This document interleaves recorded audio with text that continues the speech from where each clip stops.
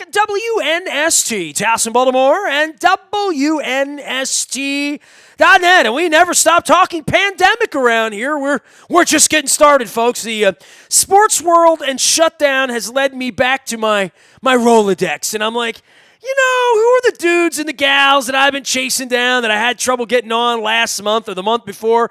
And folks don't realize when they say no to me, it's just a delayed reaction. I'll find you during a pandemic, and I will bring you on my radio show. Matt Thomas is here. He's done sports talk in Houston forever and a day. He is the Astros pre- and post-game person, but I think more importantly this time of year as well, out on the NBA circuit with the Rockets of Houston. And he's also doing sports radio in Houston on 790 from noon until 3 every day, which is going to challenge all of us now that there are no more sports to talk about. Matt Thomas can be found on Twitter at SportsMT. That stands for Matt Thomas, not Montana. He is in Houston. He is grounded like all the rest of us. You know, we all want a little respite from flying out of George Bush or Hobby and take a little break and find a little downtime. This isn't what we were looking for, Matt, right?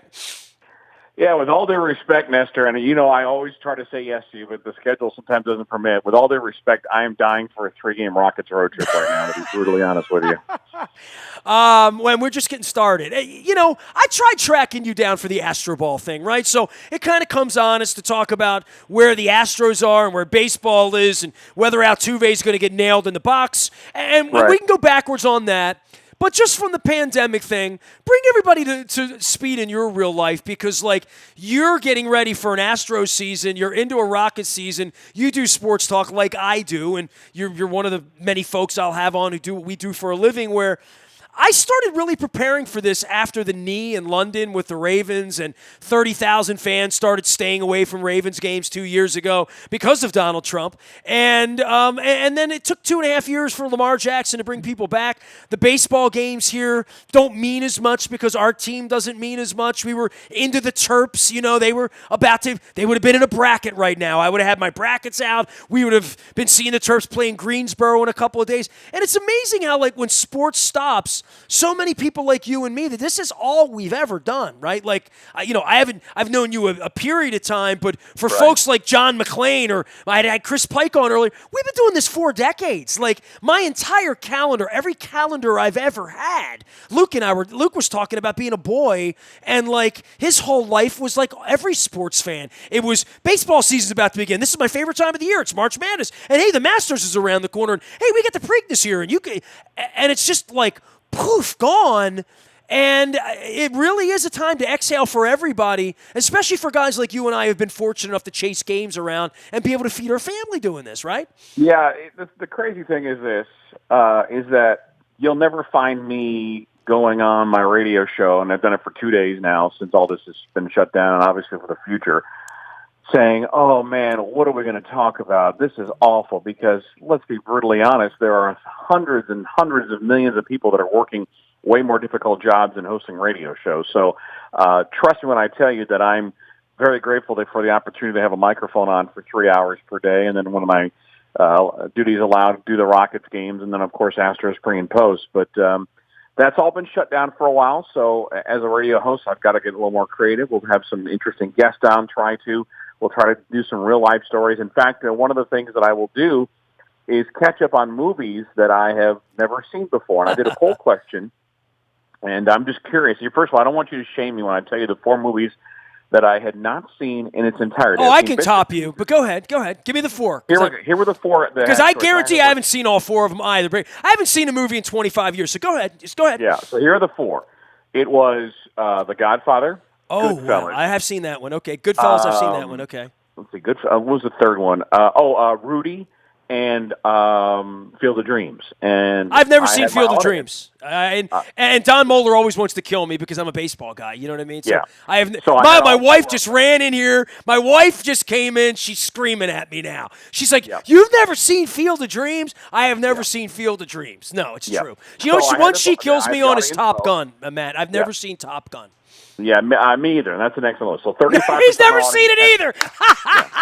I love you. 35% of my audience said, go watch The Godfather, and I did today. And it was long. I mean, really long. 3+, yeah.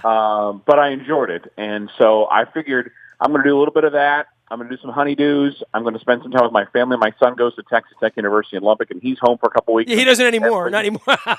Yeah, that's true. Yeah, he's home. But we're all having to reevaluate. And ultimately, I'm holding out hope that we do have seasons. But, every day I feel like I go to Twitter or I go to one of the news networks and I get more and more discouraged, which is very sad because at some point, sports for a lot of people, whether it's you and me as host or teams or employees at arenas, will start to affect our economy and our personal budgets and whatnot. So, I'm not at that point, thankfully.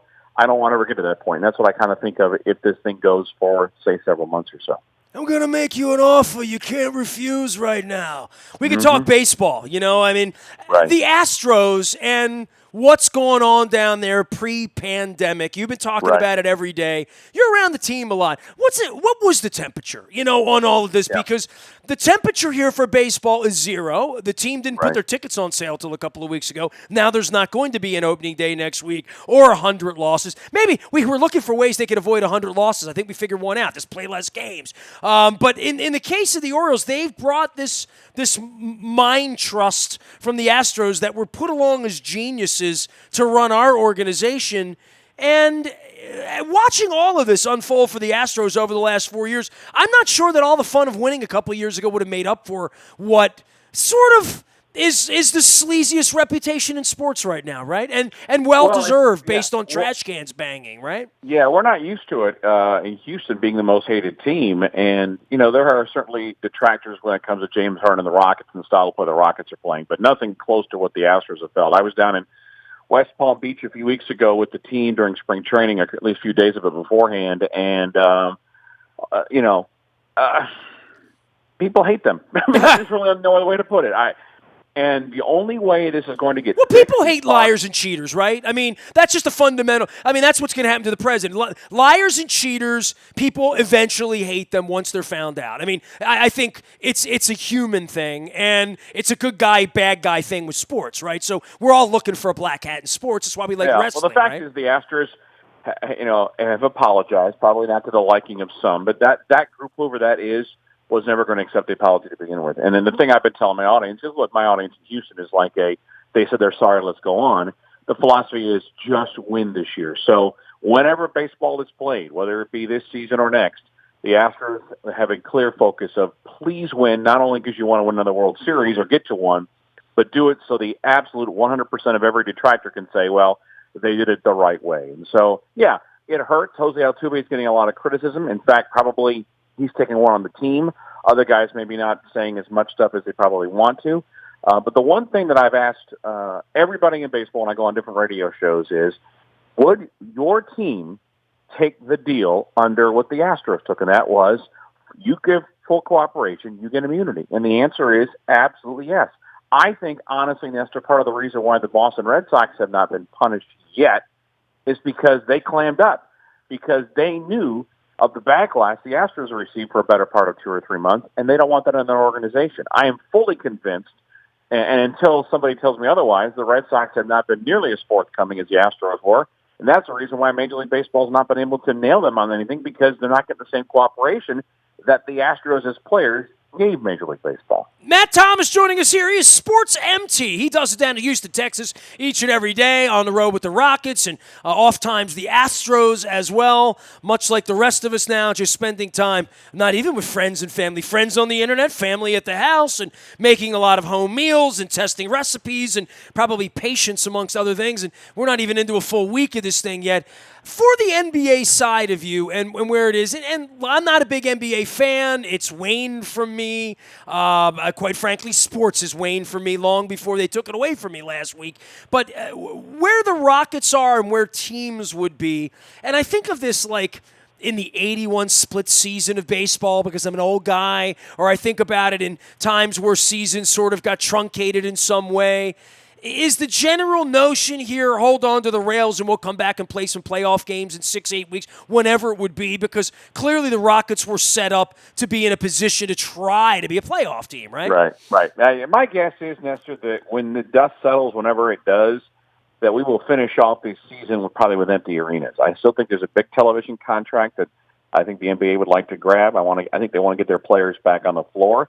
And I think we will get, because there has been so little sports, very, very high ratings for events, even if the arenas are small. The only question is going to be, do they trust those that are in the arena, meaning the 10 players or the 15 players on each side? Do they trust the officials? Do they trust some security? Do they trust the basketball is going to be cleansed? I mean, if they want to keep this to a minimum, they can certainly do that. But it only takes is one person to get something for it to spread. So I think that's what the NBA is trying to figure out right now. If you have not discussed it so far yet, this evening the G League, the minor league, so to speak, of the NBA, is going to postpone its season. And that's smart because, A, there's no revenue in that. And secondly, all those players do travel via commercial as compared to the NBA world where we travel via charter. So getting people off of airplanes, moving from city to city probably makes a lot of sense. So I desperately hope the NBA comes back. I desperately hope that Major League Baseball takes its time, but we do have a season.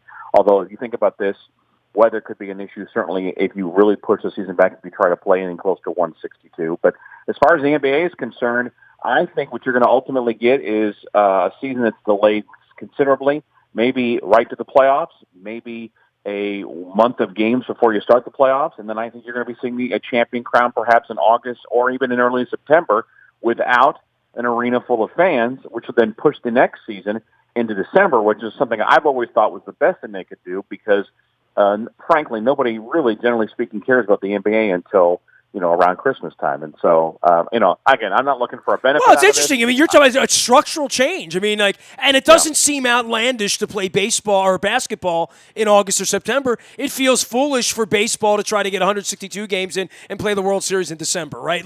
For some sports, college sports is just banged. It's over, right? You don't want to play a mid-October game in Baltimore. I mean, there's just no chance you want to do that. I mean, you're looking at, 40 degrees at night, 35 degrees? No thank you on that. So I think baseball probably goes to, what would you think, 125, 130 games, somewhere in that range? No, I think they would love to be able to do that at this point, and I think baseball's so different in ramping pitchers back up. I mean, basketball, these guys can stay in shape. They can get together for a weekend, dribble, scrimmage around, and play on Tuesday night because it's basketball, and they're in shape to do that, and they can go fake it till they make it. You can't fake pitching. It's like football. You couldn't get ready to play football on short notice. Baseball's going to be the tough one for me. Yeah, I don't disagree with you at all. And again, I don't think baseball wants a November 23rd World Series, whether it be in New York or whether it be in any of the cold weather venues where, because we've seen in previous World Series where weather certainly plays a disadvantage to both teams, frankly. You're not getting the crisp type of baseball that you'd expect in the middle of the summer with two contending teams. So, I mean, they're going to have to shrivel the schedule and ultimately maybe push the playoffs back a week or two, but I don't see a November 15th World Series champion being crowned because you're just going to run into some serious weather issues. Matt Thomas joining us here from the good city of Houston. I want to go back to the Astros one thing because I do want to talk a little football before I go, but the Astros thing, when this thing broke, how shocked were you? What happened the first time you saw the Altuve "don't pull my jersey off" thing? Oh, that was internet driven, so I didn't give that any credence whatsoever. Really? So you don't think he was wearing a wire? No chance. Wow, okay. In fact, no one's going to tell you this because they're all held to secrecy, but I firmly believe that Jose Altuve did not take part in this. Now, did his teammates? Absolutely, but this is just my own personal opinion. Again, I could be wrong, and I'll never know the truth unless Jose writes a book or somebody writes a book about the team and says, all right, Jose told me this. But I think Jose is falling on the sword because he's an excellent teammate. My guess is he certainly knew about it. He certainly was given the opportunity, but I have a hunch that says that he didn't want to partake in this because, sometimes if you know something ahead of time, it actually puts more pressure on yourself, and I think he was one of those athletes that kind of felt that way. But that's just a pure, strictly 100% opinion on my part.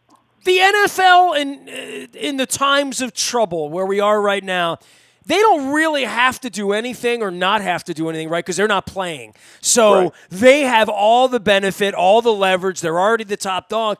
And even as I sat around on Sunday and feeling sorry for myself and everybody else and what we're going through, Eric DeCosta's making deals for Calais Campbell and the league is moving on. Boy, the NFL really stands to increase the conversation in the coming weeks as they lead up to the draft. Even if they cancel all these pro days and whatnot, all these scouts have always said they're ready to draft. They always say that to me. Right. Now they're going to really, really hog the spotlight for whatever there is for sports. I think the NFL is going to drive the train the next 8 weeks.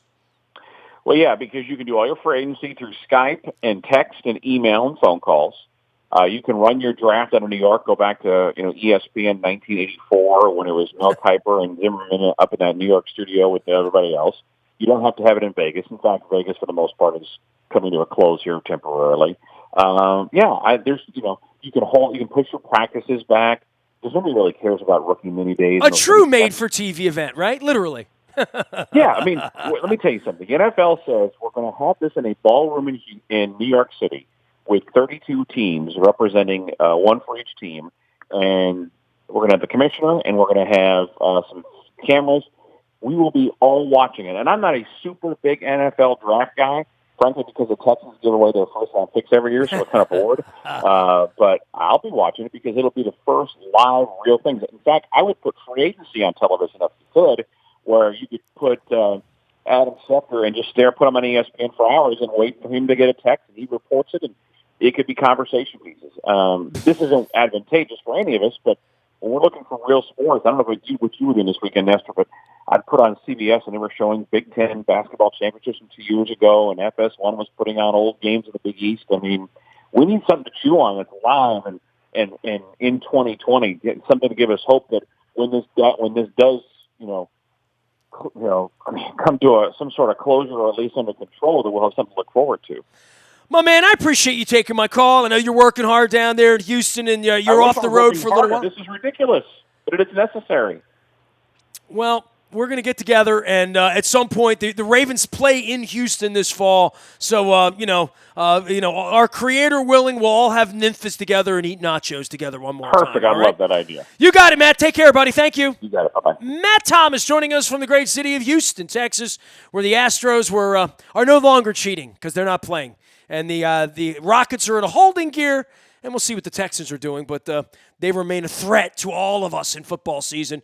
Ravens threatening to do all sorts of stuff this week as free agency begins and a collective bargaining agreement happens. And we're going to not be sticking to sports around here, as you're well aware. You can find me out on Facebook and Twitter and LinkedIn and Snapchat and Instagram, streaming live on our Facebook and having intelligent, Baltimore positive conversations whenever I can. Make sure you're checking that stuff out. Make sure you're following us. The morning newspaper's still going to deliver every day. We're still going to be around taking your thoughts out on LinkedIn and Facebook and Twitter and saying hi and putting pictures of my cat up and trying to inspire people and having intelligent conversations. That's my plan during the pandemic. We are WNST.net, AM 1570, and WNST Towson, Baltimore. We never stop talking. Whatever we want to talk about.